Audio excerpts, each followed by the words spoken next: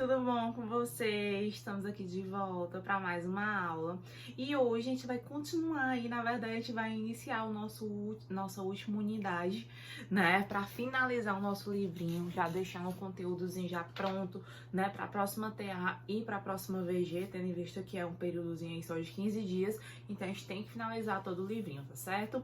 Então a gente na aula passada viu em um documentário falando de muitos problemas que ocorriam, né, que ocorrem, na verdade, né, que no ano passado ocorrem ainda no continente africano, a questão da pobreza, da fome, da insegurança alimentar, que a gente conversou isso durante a aula, né, que é o que? Você garantir que a população ela tenha acesso a uma alimentação de qualidade. Não adianta ela ter acesso à alimentação, mas que tipo de alimentação é essa? Por exemplo, nos Estados Unidos o problema é o inverso, né? Ao contrário do continente africano, que você vai ter pouca disponibilidade de alimentos, no continente lá nos Estados Unidos, né, você vai ter uma grande oferta, só que são de alimentos, de produtos que são pouco saudáveis, né, que são alimentos que prejudicam a nossa saúde, como, por exemplo, o nosso querido fast food, né, um Big Maczinho, né, o McFlurry, né, o Burger Kingzinho. Então, todos eles são extremamente prejudiciais, ao contrário do que a gente vê lá no continente africano, que tem pouca disponibilidade, na verdade, pouquíssima disponibilidade de alimentos, né? Então, a gente falou sobre isso, falou de alguns conflitos, né? Eu até pedi para vocês fazerem um resumozinho. A questão dos conflitos muito ocorre por conta de governos ditatoriais, né, governos nos quais nós vamos ter aí ditadores literalmente no poder há muito tempo, que vai passando de pai para filho, e isso, pessoal, é um reflexo, né, do período de colonização, não é do período de imperialismo, mas do período de colonização, no qual tornou esses países extremamente dependentes de seus colonizadores, né? Então, seus colonizadores, querendo ou não, acabavam escolhendo os representantes desses locais, por mais que esses representantes, na verdade, não representassem a sua população, né? Então, os conflitos acabam ocorrendo por conta disso. Isso vai gerar o quê? As guerras civis. Professor, o que são as guerras civis? São aqueles conflitos que ocorrem de forma interna dentro de um país, seja por motivos políticos, religiosos, conflitos em disputa por conta de, por exemplo, aqui a gente tem a questão muito da droga, né, do tráfico. Então, pode ser por conta de vários motivos, não é só um motivo. Então é interessante a gente lembrar desse detalhe. Outra coisa, né, que também acirrou muito esses conflitos, e esses conflitos são históricos, né?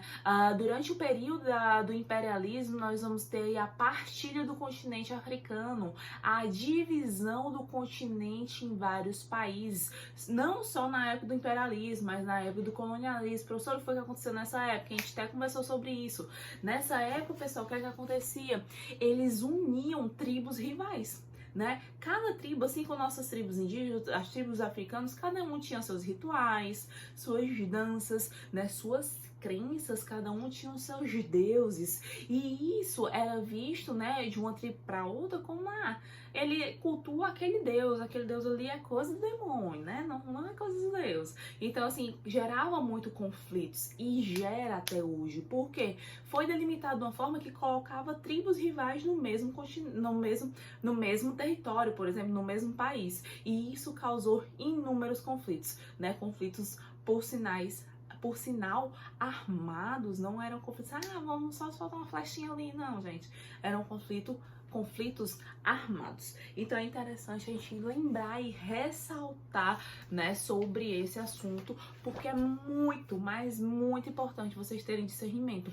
E muito disso, pessoal, também tem a ver com a questão da concentração de renda, né, que existe no continente africano.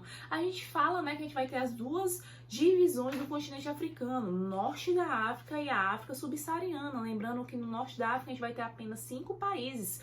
Desses 5 países, né, eles são tidos como países fora da linha do continente africano, porque suas economias, sua política geralmente são mais estruturadas do que os outros países. Já os outros países não, né, que são aí da África subsaariana, que é a partir do Saara para baixo, né, que aí nós vamos ter quase 50 países, né? Acho que é 49 países, na verdade. O que é que nós vamos ter? Vamos ter países extremamente pobres, dependentes dos seus colonizadores, né? Dependentes de capital estrangeiro, né? Então isso agrava as desigualdades sociais que existem no continente africano.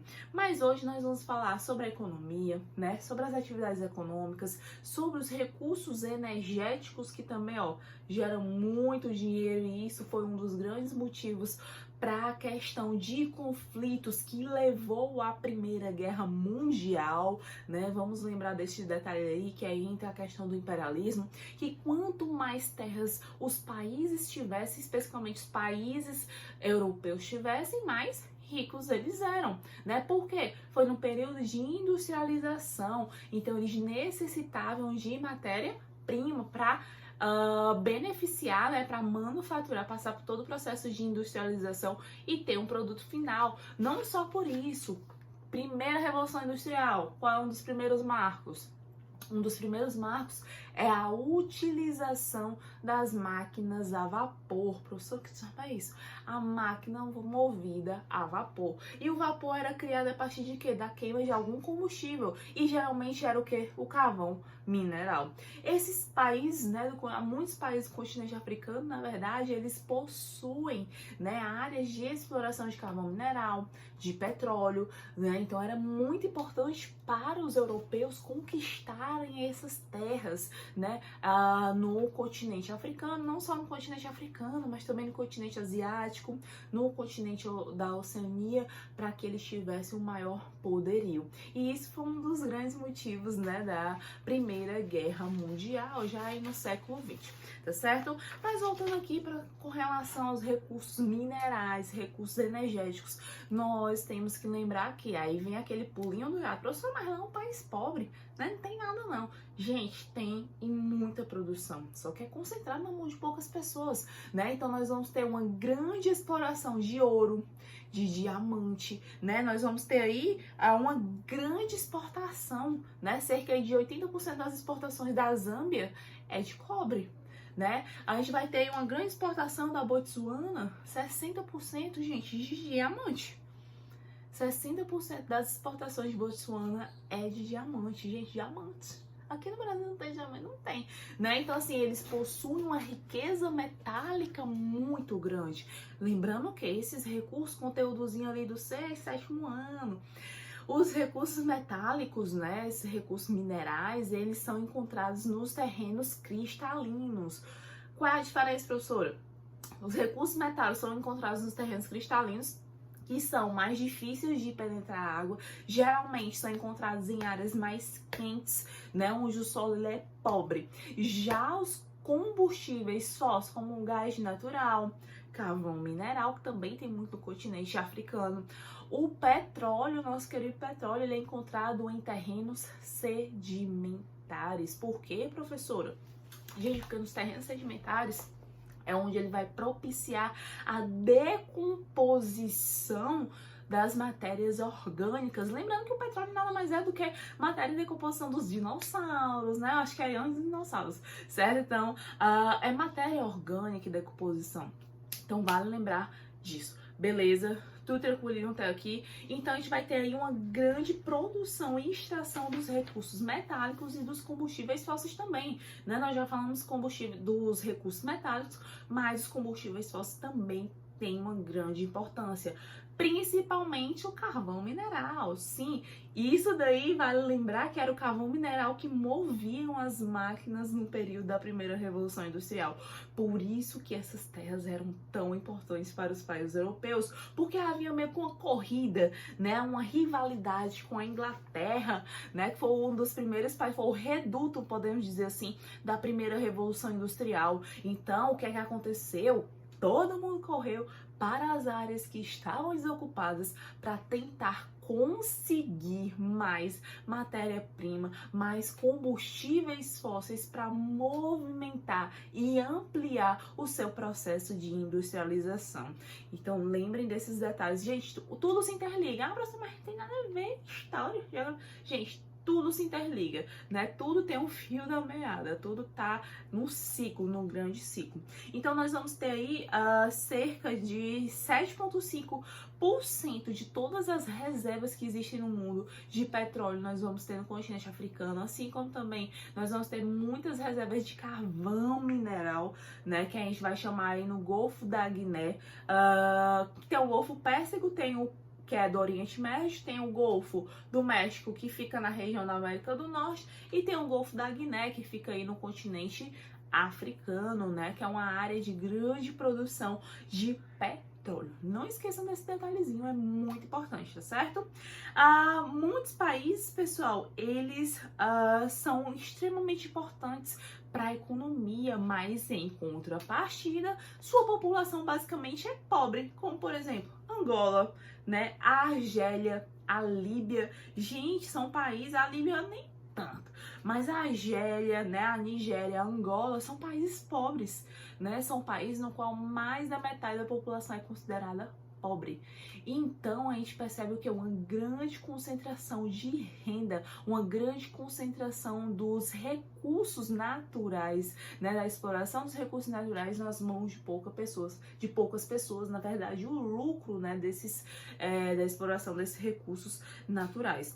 Outra coisa muito importante no continente africano é a utilização de recursos, né, de fontes energéticas provenientes das usinas hidrelétricas.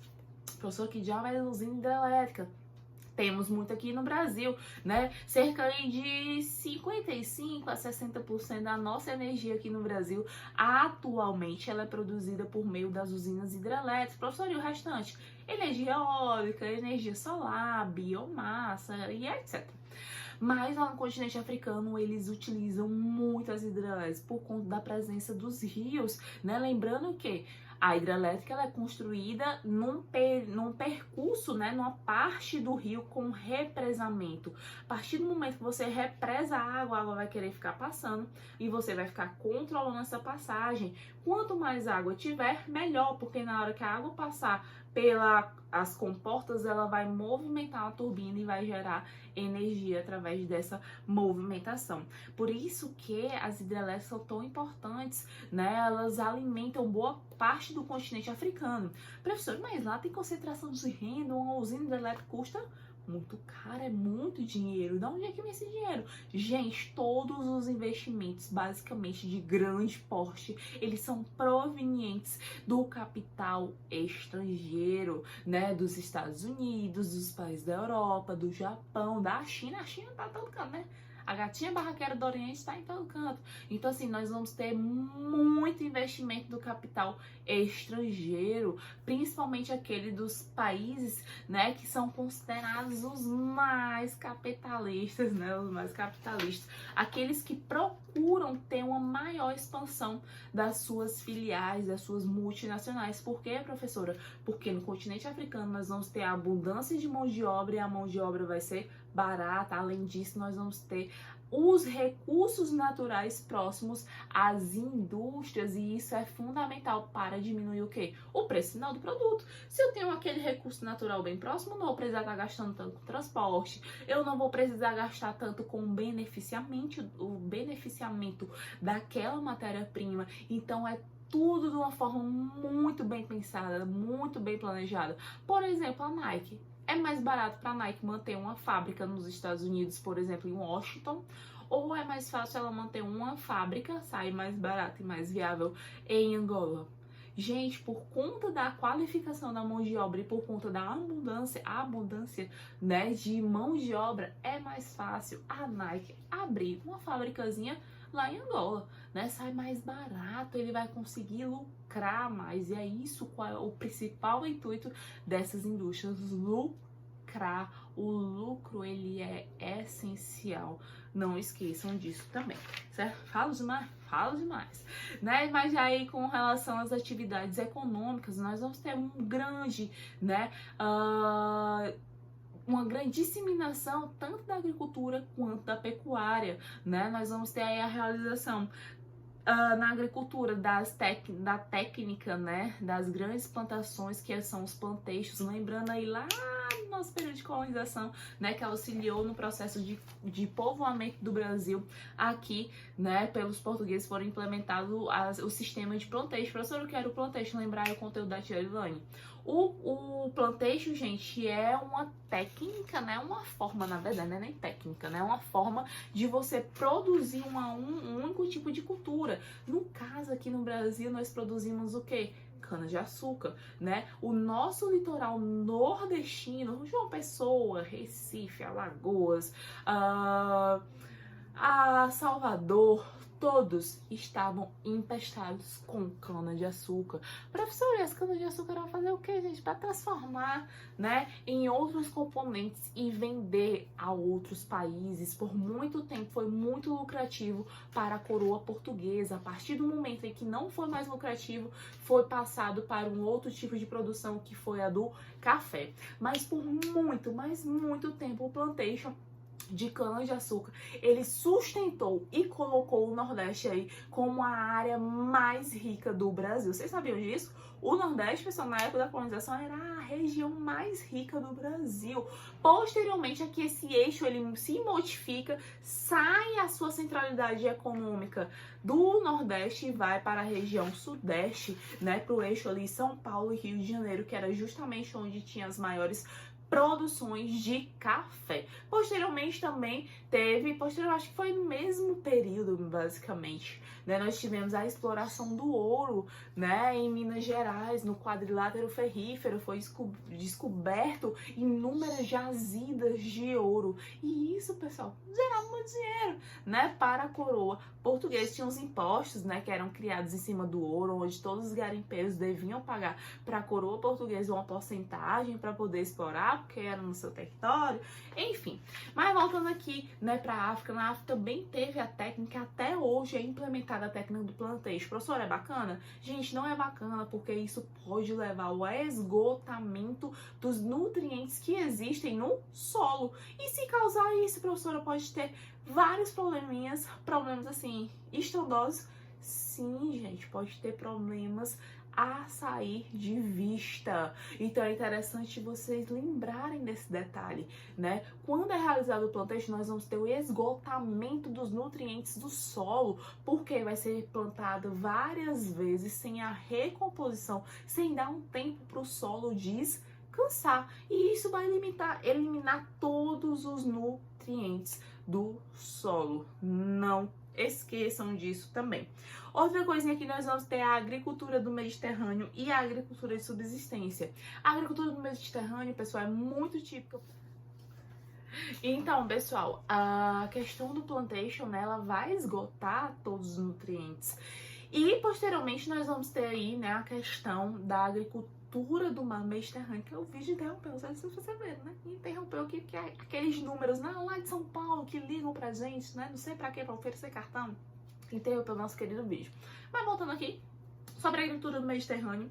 A agricultura do Mediterrâneo, gente, ela é caracterizada principalmente pelo cultivo de especiarias. Professor, o que seriam as especiarias? Seriam produtos que na época do período das grandes navegações, da colonização de outros continentes, valia muito, como a azeitona, como a pimenta, né? Que aí são coisas, são temperos temperos, né, que a gente vai chamar de especiarias, que tinham um valor muito grande e agregado, e é bem típico dessa região, né, e tem uma grande importância, pessoal, é bem cultural lá deles, né, o mar Mediterrâneo, tanto que eles utilizam muitos frutos do mar com esses temperos. Aqui também é vendido, né, o fruto do mar Mediterrâneo, ao mar Mediterrâneo, né, bem assim, bem típico daquela região por conta da influência do mar Mediterrâneo, certo? Uma outra coisa que também é muito praticada lá no continente africano por conta de toda a dependência econômica, né, por conta do baixo desenvolvimento econômico, nós vamos ter de forma amplamente disseminada a agricultura de subsistência. Professor, o que é agricultura de subsistência? É aquela agricultura no qual você vai produzir para o seu próprio consumo. Professor, eu não consigo vender? Você só vai vender se sobrar, porque o seu principal objetivo é produzir para o seu consumo. Não é produzir para venda, mas sim produzir para o seu consumo. Lembrem disso, né? Na época do processo de povoamento do Brasil, muito se fazia isso, né? Além da agricultura de subsistência, também se fazia a agricultura em forma de plantation, né? Que eram as grandes propriedades rurais, com a plantação da cana de açúcar. Com relação à pecuária, pessoal, nós vamos ter os dois tipos de pecuária. Quais são eles? Pecuária extensiva e a pecuária intensiva. A extensiva, os animais eles são criados soltos, eles comem na pastagem, não tem um certo controle do que os animais vão fazer. Já na pecuária intensiva, você tem todo um ambiente controlado, o animal ele fica preso, ele recebe alimentação todos os dias, recebe água, o que mais? Vitaminas, antibióticos, para que ele chegue ao ponto de abate, por exemplo, do boi, chega ao ponto de abate mais rápido, né? O frango, a galinha, ele consiga colocar mais ovos durante os dias, que o frango ele consiga ser abatido mais rápido em um menor período de tempo. Então tem essa grande diferença entre as duas.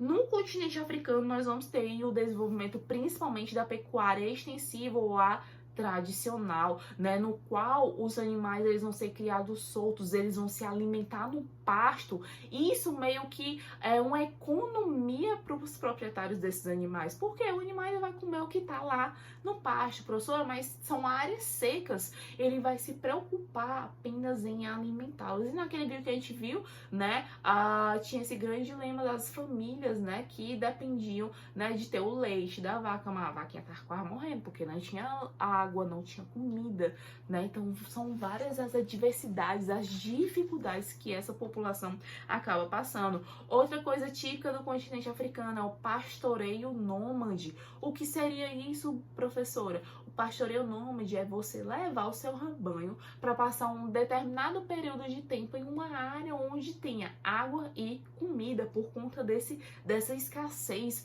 né, que é existente lá no continente. Então os pastores, né, os pequenos proprietários, eles levam os seus animais para se alimentarem durante o tempo. Quando acabar a comida naquela região, ele vai em busca de outras regiões e assim por diante, né? Lembrando que o sistema nômade, né, de vivência é você tá o quê?